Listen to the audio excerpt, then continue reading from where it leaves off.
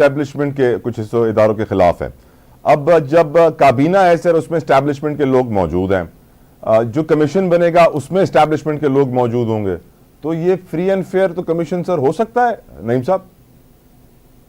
देखें, कमीशन किसी सूरत free and fair नहीं हो सकता, क्योंकि जो नवाज शरीफ है उसके हक में फैसले देने के लिए और इमरान खान के खिलाफ फैसले देने के लिए ये सारी कार्रवाइयां, पूरे पिछले साल टेहरीन वाइट केस हो या 9 मई खान साहब की का अगवा हो, ये सारे केसेस के अंदर किया गया है या जो आज तक प्रेशराइज किया गया है, तो बेसिकली फायदा ही नून लीग को या पीपल्स पार्टी को या उनको इक़्तिदार में लाने के लिए सारा किया गया है। तो वो जो फायदे वाले हैं, जिनके खिलाफ सारा मामला है, जिनके खिलाफ ये बात कंप्लेंट फाइल की गई है, वो ही अगर फैसला करेंगे तो वो कैसे ठीक कर सकते हैं? ठीक, किसी जरूरत नहीं कर सकते। सबसे बड़ा सवाल मेरा आज का आपसे नईम साहब, हम देख रहे हैं कि जो इस वक्त बहरान अदलिया में आया है वो ऊपर 6 जजों से आया है।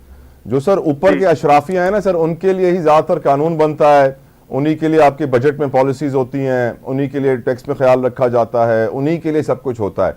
तो सर नीचे नईम साहब गरीब है ना, वो जब सिटी कोर्ट में जाता है और हाल देखता है करप्शन का, जब वो जेल में होता है और उसके पास वकील के पैसे नहीं होते हैं तो सरकार को उसकी मदद नहीं करती।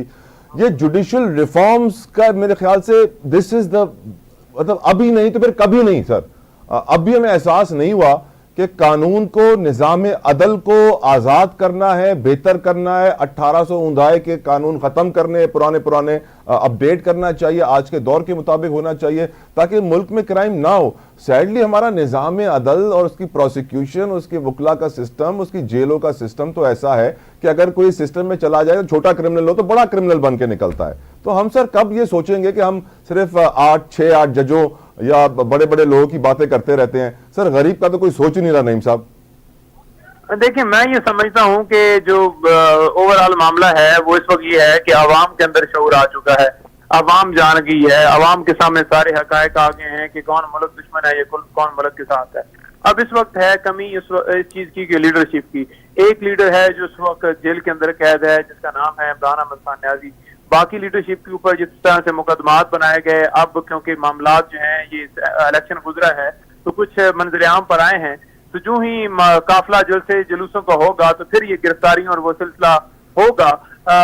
जो फाल्स फ्लैग ऑपरेशन है उसकी जद में मजीद जो है पीटीआई को ना लाने के लिए मुख्तलिफ जगहों के ऊपर ज्यादा रेजिस्टेंस नहीं की गई, क्योंकि पहले भी 9 मई करवा के तो पाकिस्तान तहरीक इंसाफ के ऊपर मलबा डाला गया कि ये दहशतगर्द हैं, तो हम नहीं चाहते थे कि बेगुनाह लोगों को फिर सर मलबा तो इन 6 जजों के ऊपर भी डाला गया नईम साहब, दोबारा निकलेंगे। अब नईम साहब मलबा इन 6 जजों के ऊपर भी डाला गया है कि ये पीटीआई के जजेस हैं, इन्होंने पीटीआई के हक में फैसले किए हैं, इन्होंने पीटीआई को फेवर किया है, इसीलिए ये लोग ऐसी बातें कर रहे हैं, ये इमरान खान की मदद करना चाहते हैं। ये तो नैरेटिव आ चुका ना सर।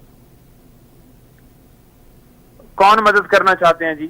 सर ये 6 जजेस पीटीआई को बेल दे रहे हैं, रिलीफ दे रहे हैं, उनके हक में फैसले कर रहे हैं, इसीलिए सर ये सब कुछ किया जा रहा है क्योंकि ये पीटीआई के हक में थे और ये बड़े मुतसबाना फैसले कर रहे थे, बहुत इनके ऊपर इन्फ्लुएंस था पीटीआई का। देखिए, बात यह है कि कौन सा फैसला जो पीटीआई के हक में हुआ है। 4 केसेस में खान साहब को सजा हुई है, वो खान साहब अंदर हैं, और इसके अलावा जितनी बेल्स हैं वो तो डिस्ट्रिक्ट कोर्ट के अंदर चलती रही हैं। जिन कोर्ट के हवाले से हमने अदम एतमाद किया था वो तो अदम एतमाद की हमारी दरखास्त ही मंजूर नहीं हुई। तैर सिपरा साहब भी सुन रहे हैं, मायूं दिलावर साहब ने भी फैसला सुना दिया, उसके बाद जज अब्दुल हसनाद साहब, उनके ऊपर भी हमने किया, उन्होंने भी सुना दिया।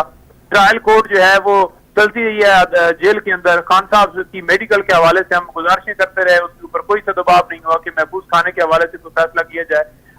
130 से ज्यादा दरखास्तें इस्लामाबाद हाई कोर्ट के चीफ जस्टिस ने अपने पास रखी, सिर्फ और सिर्फ ये कि दूसरों को ना उनको मार्क ना करें ताकि वो कहीं मेरिट के ऊपर फैसला ना सुना दें, और उन्होंने उसके अंदर नाइंसाफियां जितनी उनसे हो सकती उन्होंने की। आज तक इमरान खान को सिक्योरिटी नहीं दी गई जब वो बतौर साबिक वजीर आजम अदालतों में पेश होते रहे, और उन्हें बायोमेट्रिक के लिए वहां पर लाया गया जो एक कमरा था जहां से घसीट कर उन्हें पकड़ कर रेंजर ले गई।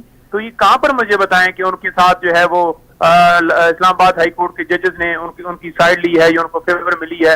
टैग इन वाइट केस के ऊपर 2 जजेस सर, आप क्यों भूल जाते हैं नईम साहब?